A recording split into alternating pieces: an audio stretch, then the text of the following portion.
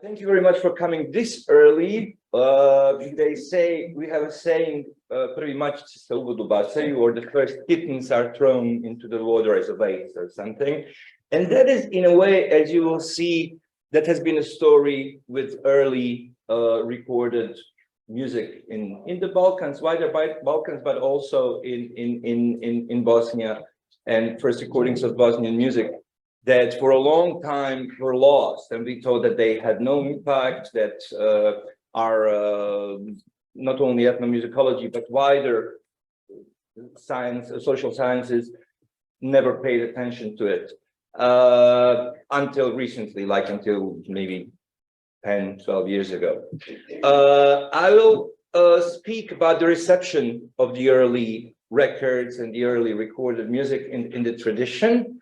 The photo here is actually from quite a later stage, from the Second World War, when one of the girls from the Muslim community that had their heads covered with hijab or other means of covering head came out in front of the mic. So it was not, of course, the first time, but this photo seemed nice to me.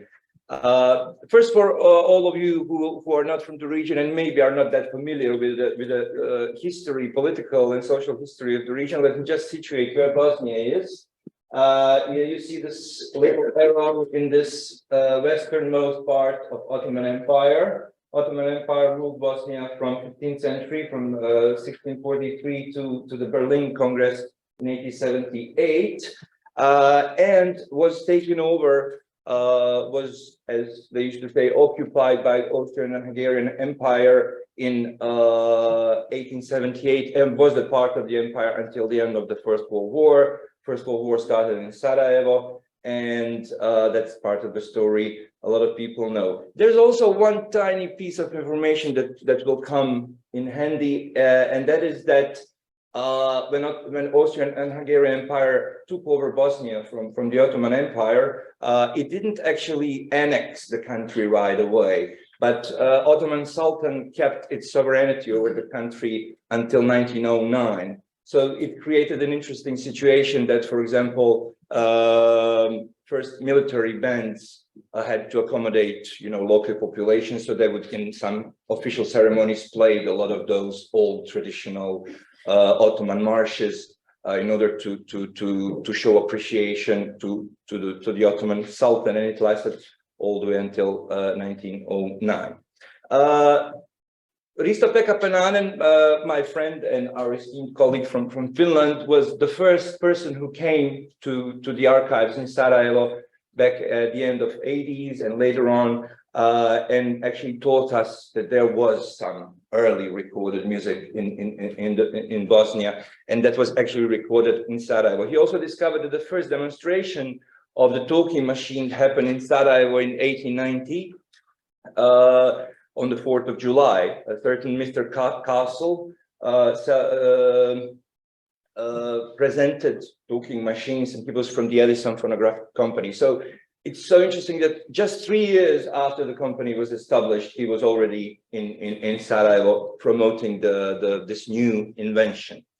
I will talk today, while talking about the reception, I will try to introduce this notion of how people perceive these first recorded sounds, and it will stay with me throughout the presentation. You will see how that it had a long-lasting effect. So it wasn't something, oh my God, talking machine, and then the second day it was already like, oh yeah, we know it. It's an everyday thing. But it did have a prolonged effect on the very perception. And I'm talking about something that's called an acousmatic effect, a word coming from a Greek origin, acousma, which means a thing heard. It is literally this notion, this thing in perception, where you, for the first time, hear a sound that does not have the body attached to it.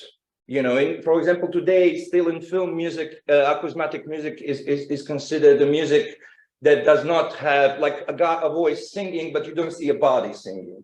And throughout the history of humanity, always had this it was usually connected to gods, to some higher power messages, you know, talking bushes, etc., etc. And of course, it was, as we all know, the main idea behind his master's voice. This dog is, you know, seeing this funnel, and the voice of his master is coming out from it, but he doesn't see the master.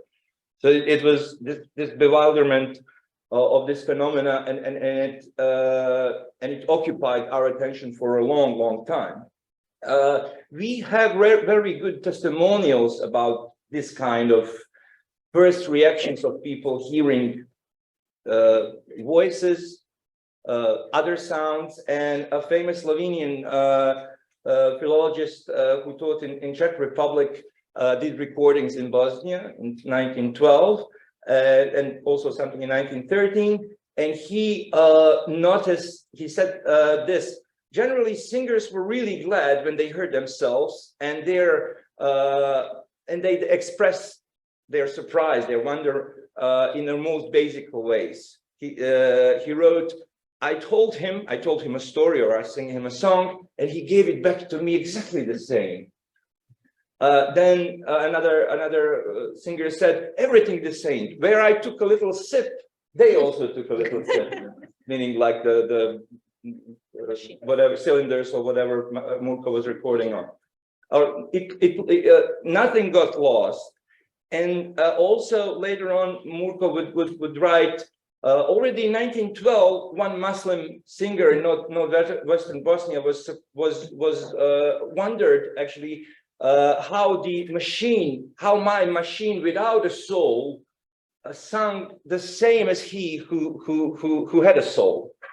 You know, so this notion was really an interesting thing. And of course, you know, this idea of estrangement, inscribing such reactions in foreign cultures was a big thing. So I singled out one news from 1906, Srpska riječ in Sarajevo, 1910 from Srpska riječ in Sarajevo, this article entitled Phonograph and the Blacks, talking about a German expedition in Africa who came there with a phonograph and talked to one of the tribal leaders and asked him, could you write us a letter so when we go to the distant area of your region, you know, people could help us, you know. And of course, he didn't know how to write, so they recorded his message on the phonograph. And all the people they met along the way thought that they captured their leader into this box. And it's really interesting how at the same time, of course, such phenomena happened in the Balkans. People also were, you know, but it was way easier to inscribe this perception in foreign culture.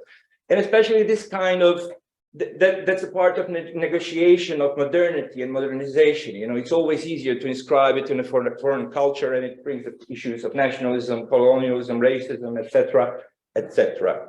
But the first recorded sound in Bosnia happened in 1900 at the Paris Exposition. Bosnia, as a separate part of Austrian Empire, Austrian-Hungarian Empire, had its special pavilion in the Paris exhibition. It had its orchestra, but orchestra was actually not recorded, at least I never found a recording. But one of these mustache people with mustache, was a guard, and he played the clarinet, and he was recorded in his name, and I leave aside how I know that it was him. We can talk about it if you have questions. Was recorded, and what he played is an old Turkish march, and you can hear the voice announcing it, March, March Srp. And I'll say a little bit about it when you hear the clarinet, Bosniak.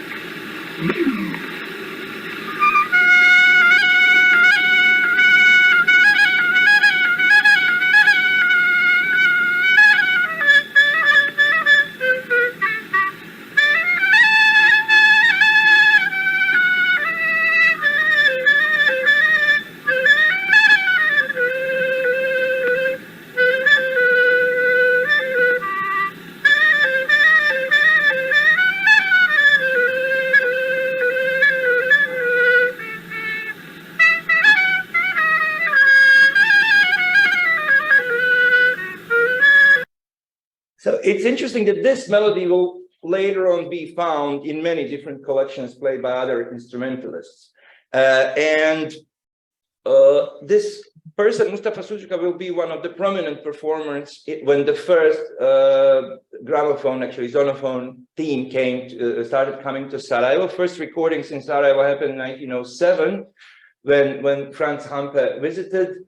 And the following year, 1908, Max Hampe came. I will not be talking about it because Risto-Pekka Penanen is actually most of these things I learned from him, and he will have a talk today talking about how they set up the business, and I'm looking forward to that. But I would like to tell you something about the perception, social and local perception of these songs. For example, one of these performances by Sulejman Abdagitsiri, a singer from Sarajevo, was recorded in 1907, and you can hear it here.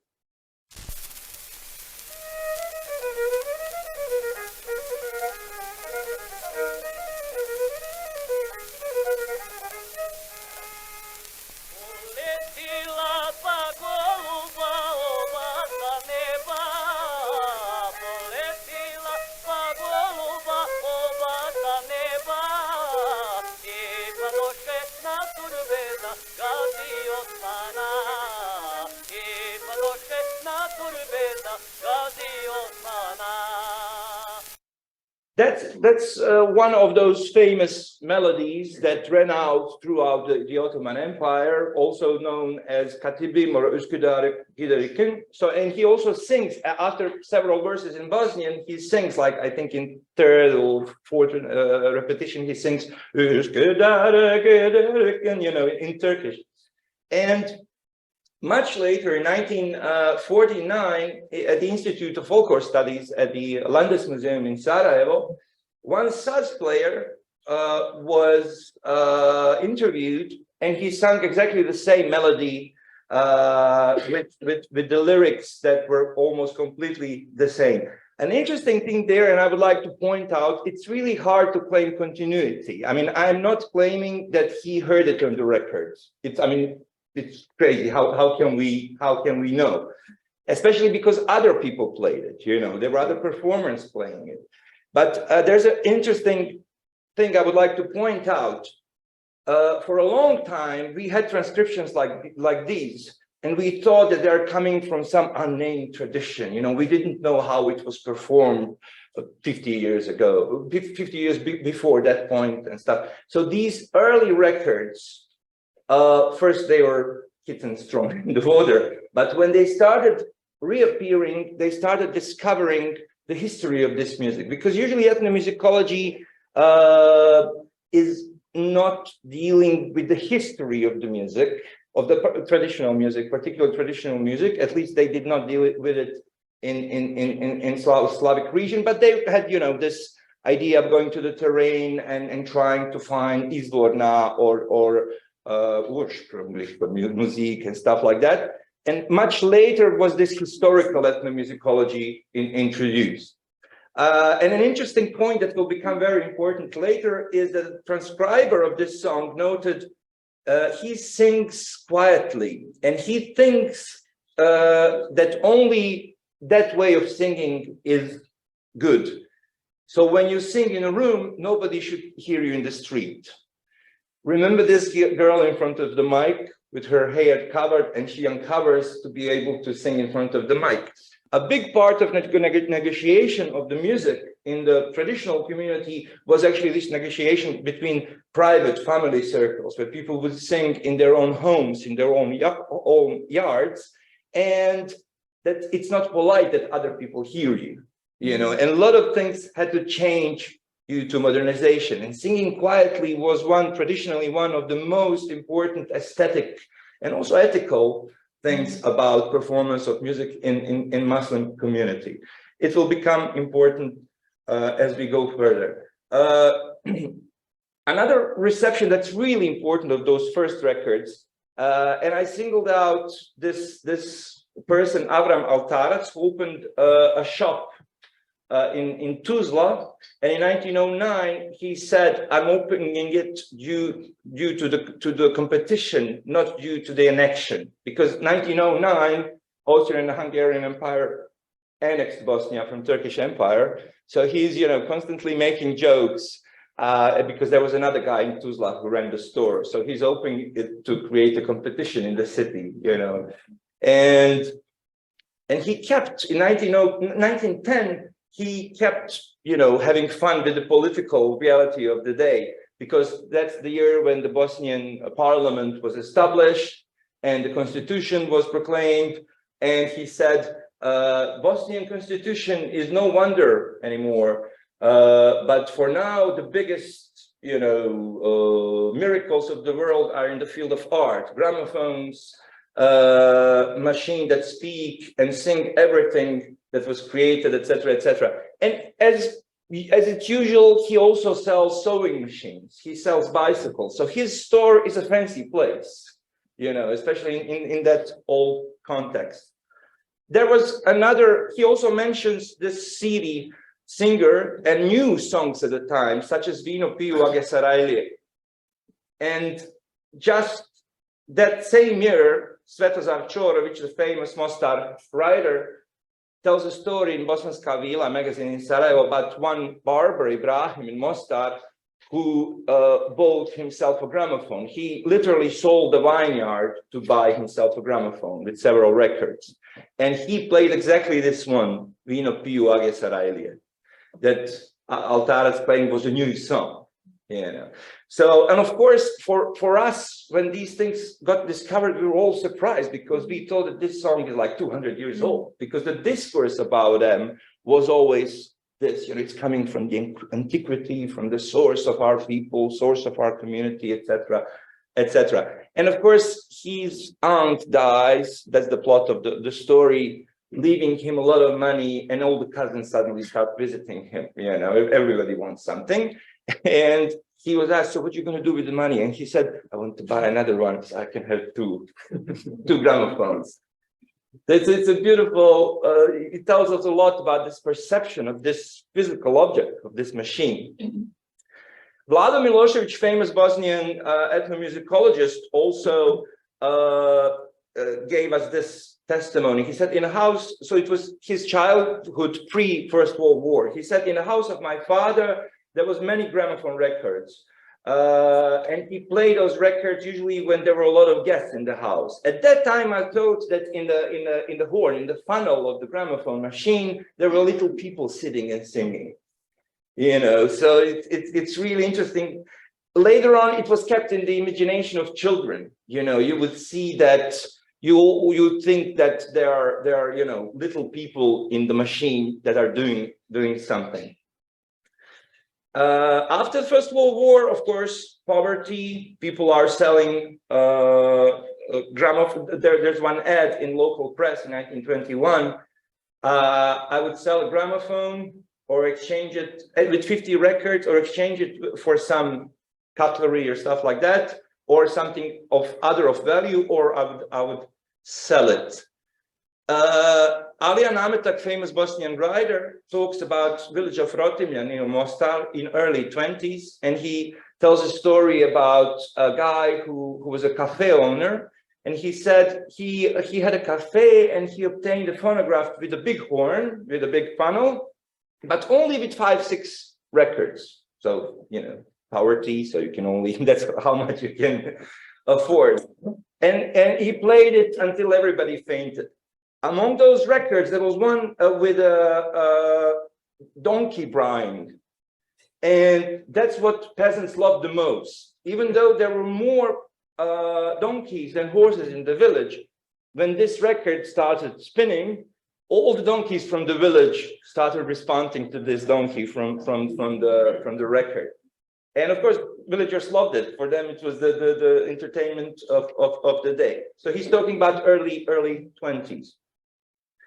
Another thing, also by Milošević, he says that sometime around 1928, Haki Begović, so rich nobility Muslim man from Bosanska Gradišta, northern Bosnia, he heard on a gramophone record singing of Bora Janjić, famous Serbian singer. And he said the same day he sat in the coach, then trained and went to Šabac in Serbia, to the birthplace of Bora Janić, spent some days there and took him with him back to Bosanska Gradiška. I'm finishing up. So this is Bora Janić. And another thing, and I would conclude in a minute, an interesting thing happened with the, and I used to tie it with gramophone records and the change of production to the radio. But more I studied it, I kind of started connecting it with an electronic mic, that people started crooning this music. At the time, you had this statements about the aesthetics of music, where people were saying that only loud singing is good singing, because, you know, for live performances, you need to sing loud. But later on, the first crooner I was able to find is this Sulejman Đakić, who recorded as early as 1932 and played in Belgrade radio. He was a jazz guitarist. You can see him here in the middle. I don't have time to play his example, but I just want to point out another singer took over this first crooner kind of a status. That was Damir Imamović, who became extremely popular after the Second World War. And people kept saying about radio what they used to say about record. They say, I would buy a radio machine only if there's Damir Imamović in it. Or, you know, statements like this. At the end, I would like to play something that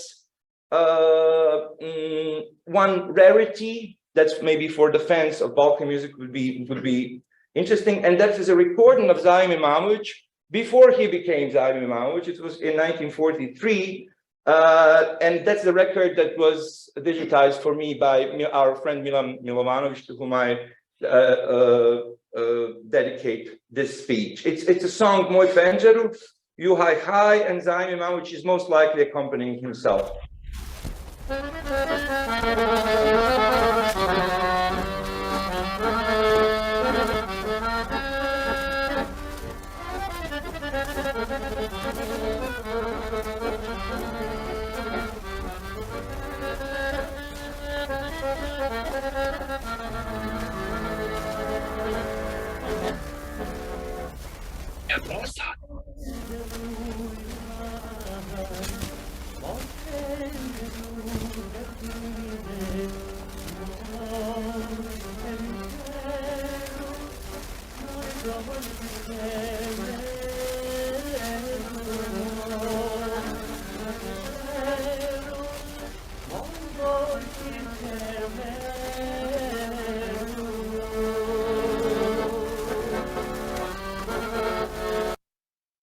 And I would like to conclude this survey of the field. This is how I see this presentation, like trying to see what were people's opinions about this. Through Risto Pekka Penanen, I found out that there was these recordings. So at some point, because Risto had, I think, 1 or 2 tracks, but I wanted more, and since I'm a nervous fellow, I had to have it all right away. In 2015, I organized a multimedia exhibition in Sarajevo where we obtained EMI archives recordings from these 1907, 1908. I obtained some maybe 70, 80 sites. I don't remember anymore. In the meantime, through friends, we gathered many more. And, we organized listening session. And for me, a very interesting thing appeared. And that is, as my friend and the producer I worked with, Chris Ekman, once said, he said, everyone is jealous of the moment they enter the tradition. And because that's what they grew up with. As Tara Bauer yesterday said, I was familiar with those discs from my family. I grew up with that. And these are the kids that this acousmatic effect for them is a non-existent thing. For my generation, it's a non-existent thing. We had, for me, VHS tapes, radio, gramophone, CDs, early internet. As kids, we didn't see anything big in it, And then when you go to the history of your own tradition, something you're familiar with, something you grew up with, and you realize that there's a prehistory of it, and this prehistory is foreign to you. So it's really interesting how first reactions at the exhibitions were like, are you sure this is Bosnian music? No, this sounds like, and I myself, when I first time heard it, I was disappointed, you know, and it sometimes these blasts from the past, these kittens that we lost or threw down the water, so we finally find them, can, you know, serve as some kind of, you know, Verfremdung effect, or like some kind of estrangement about our own tradition. And it can actually question our own identity of the community. You know, you know your mother, your father, your neighbor singing, you're familiar with the sound, or the sound of radio, or you know, or MP3 files. And then you suddenly discovered those melodies in a completely different way, recorded 100 years ago. So, thank you very much. That was the presentation, and these are the sources. I can of course share it with you additionally, and I'm open for questions. We have some couple of minutes for questions.